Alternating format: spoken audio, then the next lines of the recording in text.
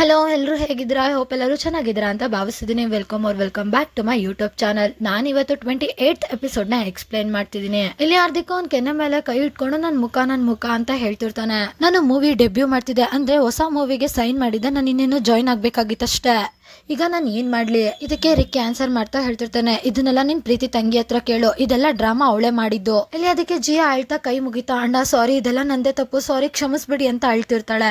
ಇಲ್ಲಿ ಅದಕ್ಕೆ ಹಾರ್ದಿಕ್ ಹೇಳ್ತಿರ್ತಾನೆ, ಜಿಯಾ ಇದ್ರಲ್ಲಿ ನಿನ್ ತಪ್ಪೇನೂ ಇಲ್ಲ, ಇದೆಲ್ಲ ನಿನ್ನಿಂದನೇ ಆಗಿದ್ದು ಅಂತ ಅವನು ನೇನಾ ಕಡೆಗೆ ತಿರುಗಿ ನೋಡ್ತಿರ್ತಾನೆ. ಇಲ್ಲಿ ಅದಕ್ಕೆ ನೇನಾ ಹೇಳ್ತಿರ್ತಾಳೆ, ಇದ್ರಲ್ಲೆಲ್ಲ ನನ್ನನ್ನ ಯಾಕೆ ಎಳಿತಾ ಇದ್ಯಾ ಅಂತ. ಅದಕ್ಕೆ ಹಾರ್ದಿಕ್ ಹೇಳ್ತಿರ್ತಾನೆ, ನೀನು ಮಾರ್ಕ್ಸ್ ನ ಮುಚ್ಚಿಟ್ಟಿರ್ಲಿಲ್ಲ ಅಂದ್ರೆ ಇಷ್ಟೊಂದೆಲ್ಲ ಡ್ರಾಮಾನೇ ಕ್ರಿಯೇಟ್ ಆಗ್ತಿರ್ಲಿಲ್ಲ, ಇದೆಲ್ಲ ನಿನ್ನಿಂದನೇ ಆಗಿದ್ದು ಅಂತ ಅವನು ಜೋರಾಗಿ ಕಿರ್ಚ್ತಾ ಹೇಳ್ತಿರ್ತಾನೆ. ಇಲ್ಲಿ ನನಗೂ ಕೂಡ ಫುಲ್ ಕೋಪ ಬಂದ್ಬಿಡುತ್ತೆ. ನಿನ್ ತಲೆ ಸರಿ ಇದ್ಯಾ? ಮೊದ್ಲು ಹಾಸ್ಪಿಟಲ್ಗೆ ಹೋಗಿ ನಿನ್ ತಲೆ ಚೆಕಪ್ ಮಾಡಿಸ್ಕೋ. ಇಲ್ಲಿ ಜಿಯಾ ಇನ್ನೂ ಡ್ರಾಮಾ ಆಡ್ತಿರ್ತಾಳೆ, ಅಣ್ಣ ನನ್ನನ್ನ ಕ್ಷಮಿಸ್ಬಿಡು, ನನ್ನಿಂದನೇ ಇದೆಲ್ಲ ಆಗಿದ್ದು, ನನ್ನಿಂದನೇ ನಿನ್ ಮುಖ ಈ ತರ ಆಗಿದ್ದು, ನನ್ನ ಕ್ಷಮಿಸ್ಬಿಡು ಅಂತ ಫುಲ್ ಬಿಕ್ಕಿ ಅಳ್ತಿರ್ತಾಳೆ. ಇಲ್ಲಿ ಫಸ್ಟ್ ಬ್ರದರ್ ಜಿಯಾನ ಇಟ್ಕೊಂಡು ನಿನ್ನ ನೀನು ಸಂಭಾಳಿಸ್ಕೋ, ಇದ್ರಲ್ಲಿ ನಿನ್ ತಪ್ಪೇನು ಇಲ್ಲ. ಇಲ್ಲಿ ಅದಕ್ಕೆ ಜಿಯಾ ಅವ್ರ ಅಣ್ಣನ ಕೈನ ಬಿಡಿಸ್ಕೊಳ್ತಾ, ಇಲ್ಲ ಇದ್ರಲ್ಲಿ ತಪ್ಪೆಲ್ಲ ನಂದೇ ಇರೋದು, ಅಲ್ಲಿ ಬಿದ್ದಿರೋ ಗ್ಲಾಸ್ ನ ತಗೊಂಡು ಅವಳ ಮಕ್ಕಕ್ಕೆ ಅವಳೆ ಮಾರ್ಕ್ ಮಾಡ್ಕೋಬೇಕು ಅಂತ ಹೋಗ್ತಿರ್ತಾಳೆ. ಆಗ ಫಸ್ಟ್ ಬ್ರದರು, ನಿನ್ ತಲೆ ಕೆಟ್ಟಿದ್ಯಾ, ಏನ್ ಮಾಡ್ತಿದ್ಯಾ ನೀನು ಅಂತ ಗ್ಲಾಸ್ ನ ಕಿತ್ತು ಬಿಸಾಕ್ತಾರೆ. ಇಲ್ಲಿ ನೇನಾಗೆ ಇದನ್ನೆಲ್ಲ ನೋಡಿ ಓವರ್ ಡ್ರಾಮಾ ಅಂತ ಅನ್ನಿಸ್ತಿರುತ್ತೆ. ಇಲ್ಲಿ ಜಿಯಾ ಅಂತೂ ಬಿಕ್ಕಿ ಅಳ್ತಾ ಸಾರಿ ಅಂತ ಕೇಳ್ತಿರ್ತಾಳೆ.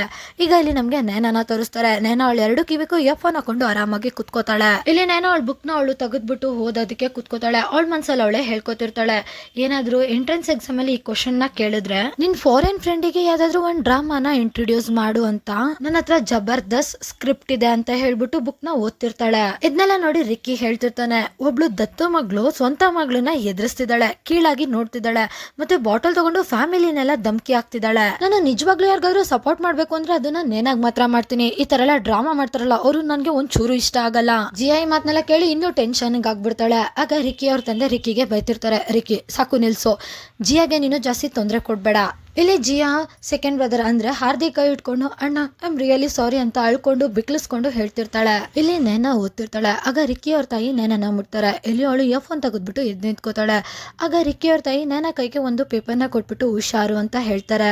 ಇಲ್ಲಿ ರಿಕ್ಕಿ ಕೂಡ ಮನೆಯಿಂದ ಆಚೆಗೆ ಹೋಗುವಾಗ ನೇನನ ನೋಡ್ತಾನೆ. ಇಲ್ಲಿ ನೇನಾ ಅವ್ರ ತಾಯಿ ಕೊಟ್ಟಿರೋ ಪೇಪರ್ ಏನು ಅನ್ನೋದನ್ನ ತೆಗೆದು ನೋಡ್ತಿರ್ತಾಳೆ. ಆ ಲೆಟರ್ ಅಲ್ಲಿ ಹೀಗ್ ಬರ್ದಿರುತ್ತೆ, ಹುಷಾರಾಗಿರು, ನಿನ್ಗೇನಾದ್ರೂ ಮನೆ ಬಿಡ್ಬೇಕು ಅಂತ ಅನ್ನಿಸ್ದಾಗ ನೀನು ಬಂದು ನಮ್ಮ ಮನೇಲಿ ಇರ್ಬೋದು, ಏನಾದ್ರೂ ಪ್ರಾಬ್ಲಮ್ ಇದ್ರೆ ನೀನು ಯಾವಾಗ ಬೇಕಾದ್ರೂ ರಿಕ್ಕಿಗೆ ಕಾಂಟ್ಯಾಕ್ಟ್ ಮಾಡ್ಬೋದು ಅಟ್ ಎನಿ ಟೈಮ್ ಅಂತ ಬರ್ದಿರುತ್ತೆ. ಸೊ ಇಲ್ಲಿಗೆ ಈ ಎಪಿಸೋಡ್ ಕೂಡ ಎಂಡ್ ಆಗುತ್ತೆ. ನೆಕ್ಸ್ಟ್ ಎಪಿಸೋಡ್ ಅಲ್ಲಿ ಏನಾಯ್ತು ಅಂತ ತಿಳ್ಕೊಳ್ಳೋದಕ್ಕೆ ವೇಟ್ ಮಾಡಿ. Thank you for watching.